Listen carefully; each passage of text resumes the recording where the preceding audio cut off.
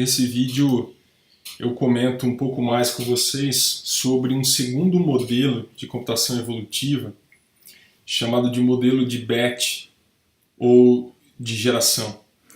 Aqui eu vou também chamá-lo de modelo versão 2, assim como o De Jong faz no livro dele. Lembrando, esse livro eu comento em um outro vídeo, onde eu falo sobre vários materiais que eu sugiro para estudo.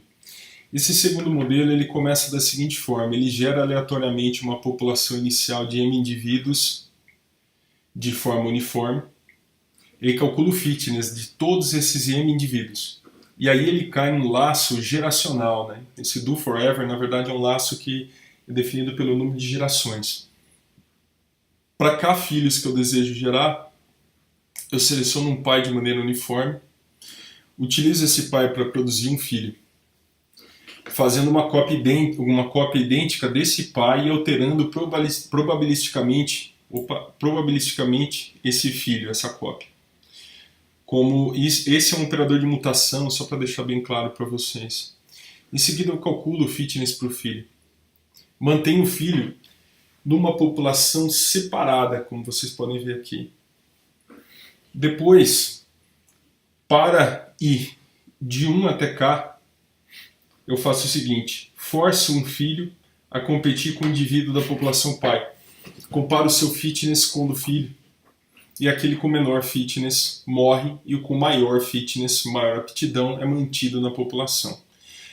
Repara que eu vou gerar K filhos e vou fazer K competições. Se eu voltar aqui com vocês no modelo que a gente havia criado inicialmente, que é esse modelo chamado de primeiro modelo, o que eu vou fazer agora é o seguinte: eu vou criar um segundo modelo. Esse meu segundo modelo, vamos colocar aqui model, vamos chamar de second model, pronto, second model. Nesse segundo modelo, suponha que eu deseje então realizar a otimização para o problema do caixeiro viajante, que é conhecido aí em inglês como Traveling Salesperson Problem, o problema do caixeiro viajante, né? O que eu vou fazer nesse problema? Lembrem-se que eu tenho um conjunto de cidades. Suponha que o número meu de cidades é igual a 5, então eu vou ter a cidade número 1, a número 2, a número 3, a número 4 e a número 5. O que eu preciso fazer? Se eu sair da cidade número 1, eu tenho que visitar todas as demais e voltar eventualmente para a cidade número 1. Percebam que eu posso codificar a solução do meu problema de otimização do caixeiro viajante como um vetor que tenha 5 posições. Uma primeira posição, uma segunda, terceira, quarta e uma quinta. Suponha que eu saia inicialmente da cidade 2, passe depois pela cidade 5, depois pela 4, depois pela 1 e finalmente pela 3, e depois eu volte para 2, que seria o último passo. Eu não preciso nem representar isso, porque simplesmente enxergar o vetor como se fosse uma lista circular. Queria que vocês notassem que haverá necessidade de uma matriz simétrica ou não simétrica, aí vai depender do problema, onde eu tenho aqui as 5 cidades, tá, das quais eu estou saindo, e as 5 para as quais eu posso ir. E aqui eu vou ter uma distância, né? Por exemplo, na diagonal eu teria sempre 0, né? Porque eu estou na própria cidade. Agora, eu posso ter uma distância x qualquer saindo da cidade 1 e indo para a cidade 2 aqui, ó. Se eu tiver aqui uma distância x qualquer, se eu tiver o mesmo x correspondente da 2 para 1, eu tenho uma situação simétrica. Se eu tiver algo assim, eu tenho uma situação assimétrica, olha só. Tá? Então tem essas possibilidades, porque eu eventualmente pego uma rota para ir para a cidade, mas para ir da 2 para 1, eu tenho que pegar uma rota diferente, isso implica em um outro custo, uma outra distância. Eu vou enxergar essa matriz como uma matriz de distâncias, tá? Mas eu poderia enxergá-la como, ao invés de enxergar como uma matriz de distâncias, eu poderia enxergar como uma matriz de consumo de combustível, por exemplo, tá? Que é uma outra forma de medir custo, ou uma matriz de consumo de pneu, ou 3 matrizes, uma de consumo de pneu, uma de consumo de combustível, uma de distância, e eu junto tudo. Olha só, esse segundo modelo meu, ele vai receber então essa matriz de distâncias, e uma vez que eu recebo a matriz de distâncias, eu já sei que o número de linhas e o número de colunas tem que ser igual, e esse número já define para mim o número de cidades que eu tenho que visitar, certo? Qual vai ser o tamanho da minha população? Vou pôr um tamanho inicial aqui, tá? O número de gerações que eu vou rodar o meu algoritmo, vou colocar um número padrão qualquer aqui, tá? E para começar, eu vou voltar aqui com vocês nos slides. Olha só, gerar aleatoriamente uma população de M indivíduos. Então, se eu utilizar essa codificação que eu planejei aqui com vocês na forma de um vetor, eu poderia aqui fazer um laço. Eu quero gerar os meus indivíduos. Quem são meus indivíduos? Definido por pop size, tá? E aqui eu vou gerar um indivíduo. Cada indivíduo meu, cada indivíduo que eu gero, eu pretendo adicionar numa matriz chamada de população. O que eu vou fazer com o indivíduo? Repare, ele basicamente seria uma amostragem de um vetor que vai de 1 até o número de cidades que eu tenho. Quem é o número de cidades que eu tenho? É o número de linhas que eu tenho na matriz de distância. Já estou supondo que a matriz é quadrada aqui, né, pessoal?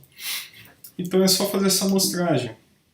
Essa amostragem, se eu entrar aqui no R, vocês vão ver que ela é muito interessante. Olha só.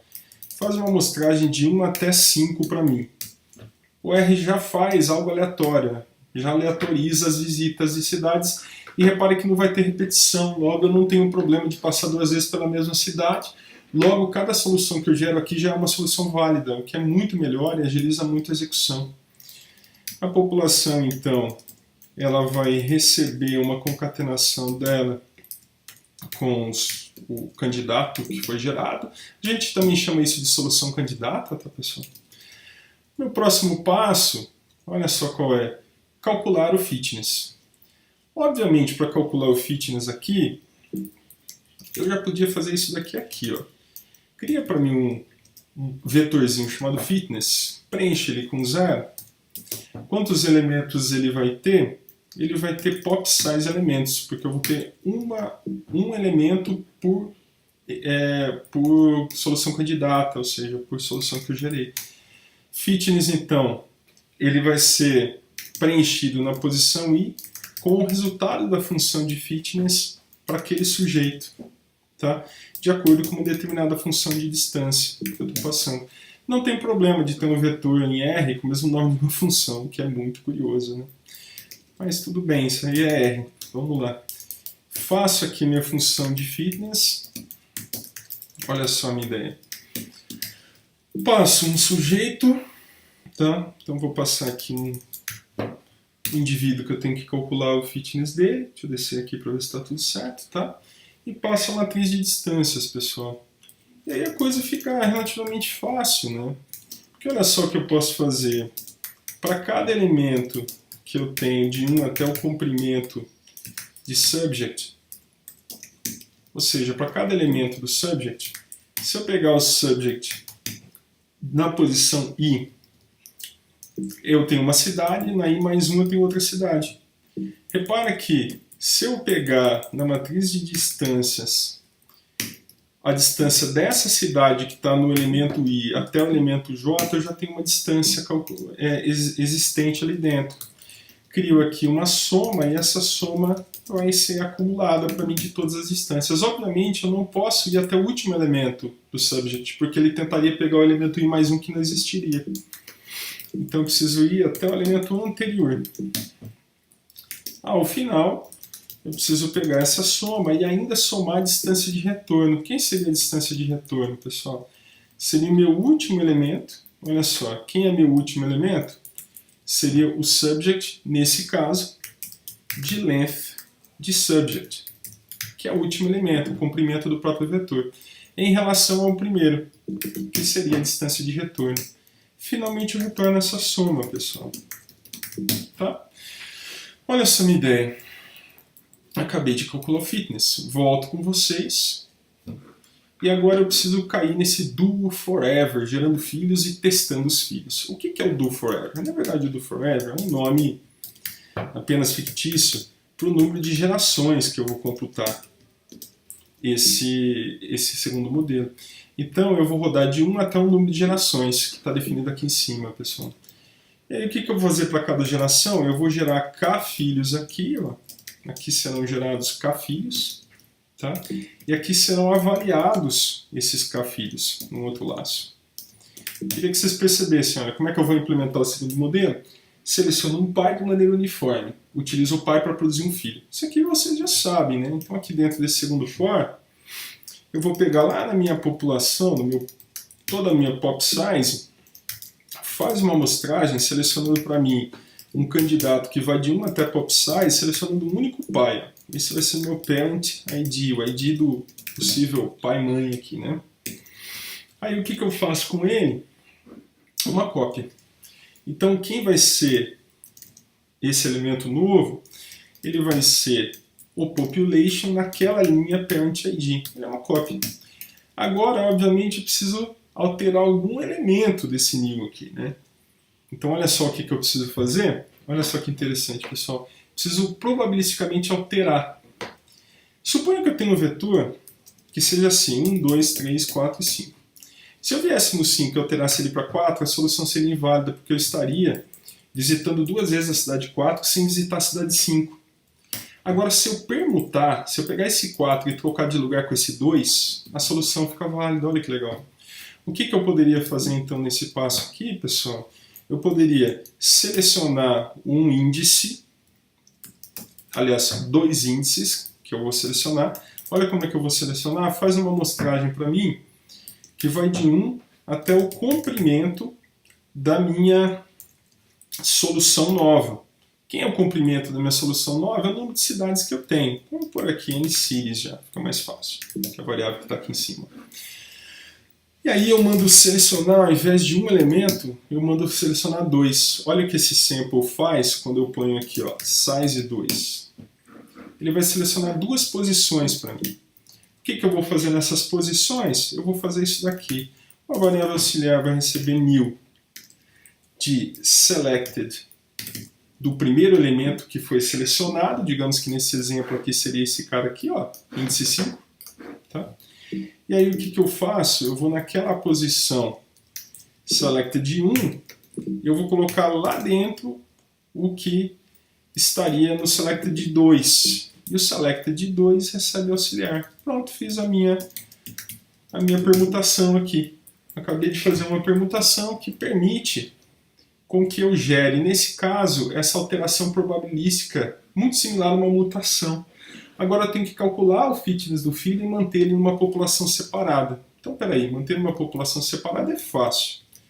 Aqui eu poderia chamar de children, uma população separada. E essa população separada é children. Ela vai receber uma concatenação dela mesma com um novo elemento. E eu preciso calcular o children fitness, né? O fitness dos filhos. Então eu vou fazer o seguinte, olha, o fitness dos filhos, que vai estar indexado aqui por J, que eu ainda não criei, já vou criar com vocês, ele vai ser o fitness desse new, de acordo com a função, com a matriz de distâncias, tá? Esse children.fitness, ele será para mim um vetor que terá os meus K filhos. Espera aí, mas eu não criei ainda esse K. Tudo bem. Quantos filhos eu vou gerar por geração? Vamos definir. Olha só, defina K igual a 5, por exemplo. 5 filhos por geração. O que eu vou fazer agora nesse passo? Ele vai gerar para mim um vetor com 5 elementos aqui, ó. 5 zeros. E aí eu vou colocar um J que vai de 1 até K, gera os meus K filhos e mantenho numa população separada. O que eu preciso fazer agora? Mandar os meus K filhos competirem com os elementos que eu tenho na população atual. Olha só, de 1 até K, force o filho a competir com o indivíduo da população pai. Para isso eu preciso selecionar um elemento da população pai, que inclusive pode ser até o próprio pai dele, né? Só lembrando.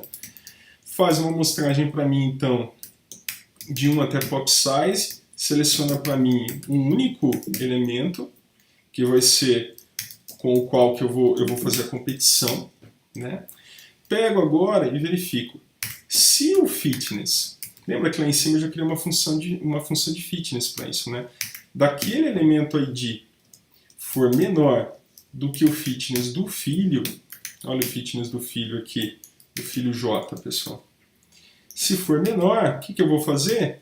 Voltando, comparo o fitness do filho e aquele com menor fitness morre. O que na verdade no nosso caso aqui significa o seguinte: se o fitness do elemento que está na posição ID de fitness, que é da população atual, é menor, significa que na população atual, naquela posição ID, eu vou acabar colocando o filho que foi gerado. Olha só, o filho que foi gerado, que é o filho de J, será colocado nesta posição, certo? E aí o que eu faço com o cálculo de fitness que já havia para ID? Repara que foi calculado aqui em cima, olha só, deixa eu voltar com vocês, ó, aqui em cima. Eu altero ele para ele receber o fitness do filho. Olha só, ele vai receber o fitness do próprio filho, que foi gerado agora, porque o fitness dele, a aptidão dele é maior, ou seja, ele é melhor. Tá? Tem um detalhe aqui que eu esqueci agora, foi mal, pessoal, que é o seguinte: do jeito que está aqui eu estou somando todas as distâncias, né? Então quanto maior a distância, maior a aptidão, que na verdade não é o que eu quero uma inversão disso. Ou seja, quanto menor a distância, mais próximo de zero é esse valor.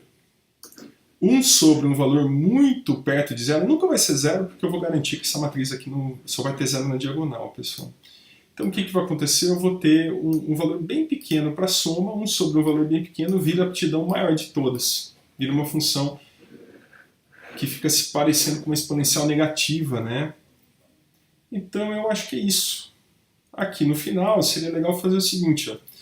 Todas as vezes que eu acabei de fazer as operações, seria legal gerar aqui uma matriz de saída, onde eu vou concatenar nessa matriz de saída qual é o número da minha geração atual. Deixa eu ver aqui a variável é I, né? Se chama I, vamos lá. Qual é o número da geração atual, a média do fitness da população e o desvio do fitness dessa população. Eu espero que a média de fitness da população aumente ao longo das iterações e o desvio reduza, porque eu estou convergindo para um comportamento. E aí eu vou retornar esse output para vocês. Vamos ver se funciona, né? Obviamente eu preciso fazer um teste, gerar uma matriz de distâncias. Vamos tentar. Carrego aqui o meu segundo. Legal. Quem vai ser minha matriz de distância, que eu vou chamar de D? Eu vou gerar uma matriz com distribuição uniforme, onde a distância mínima será 0.1, a máxima será 10, e eu vou mandar ele gerar para mim 25 elementos. 25 elementos que serão encaixados numa matriz 5 por 5.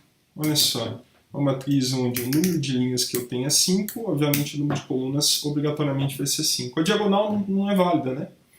Tudo bem, faz aqui um laço para mim de 1 até 5, pegando a matriz D na posição I e mandando ela receber 0.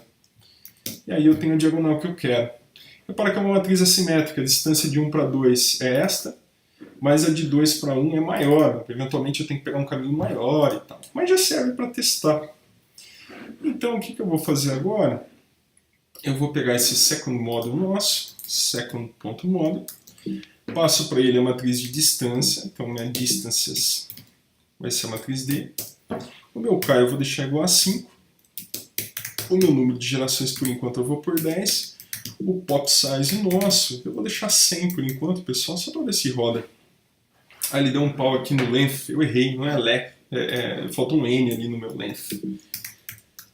Deixa eu só arrumar ele, faltou um N. Deixa eu ver se tem outro lugar. Aparentemente só aqui. Vamos recarregar o código e vamos ver se agora ele roda, né? Faltou aqui a criação da matriz output. Aqui em cima no meu second model, esqueci aqui de criar a matriz output. Vai gerar a saída final, né? Então vamos lá.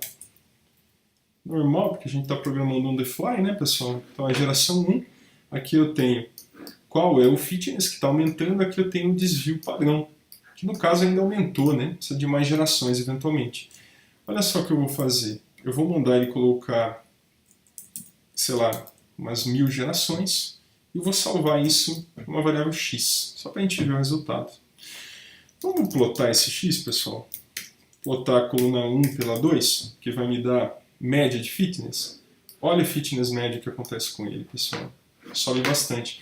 Qual a vantagem desse segundo modelo em relação ao primeiro? Eu gero mais filhos, então eu gero mais soluções candidatas que tentam explorar melhor o meu espaço de busca para otimizar o meu problema. Então ele tende a ser melhor. Reimplementem o primeiro problema para o caixeiro viajante e comparem com esse. Vocês vão perceber que esse daqui ele tem um aumento dessa função de fitness muito mais rapidamente, muito mais rápido. Se eu plotar agora o 1 pelo 3, o que eu espero é uma redução do desvio. Então, se há redução do desvio, significa que eu estou convergindo para algum lugar. Repare que não preciso nem definir o número de gerações mesmo de forma fixa, como eu fiz aqui com vocês. Eu poderia avaliar simplesmente o desvio padrão e notar que quando o desvio não variar muito, paro de executar e termino a execução do meu programa. Tá? Esse foi o segundo modelo, pessoal. Voltamos depois em outro vídeo com um terceiro modelo. Espero que vocês tenham curtido. Compartilhem, por favor, para o canal poder crescer, pessoal. Valeu, um abraço.